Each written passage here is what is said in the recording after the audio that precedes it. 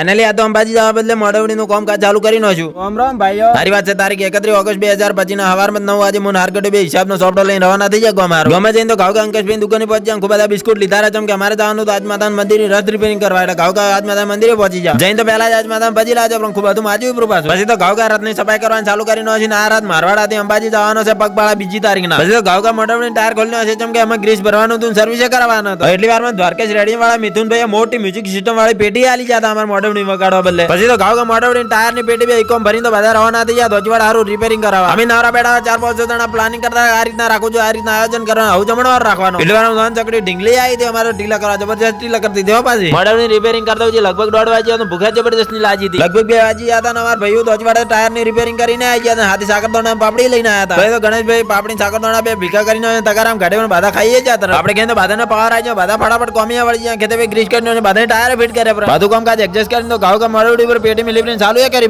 એટલે એવી જબરજસ્ત વાગતી ની માર તો હાલથી હોર ચડી ગયું. હાલ હેડો અંબાજી. બોલો જય શ્રી સીતારામ.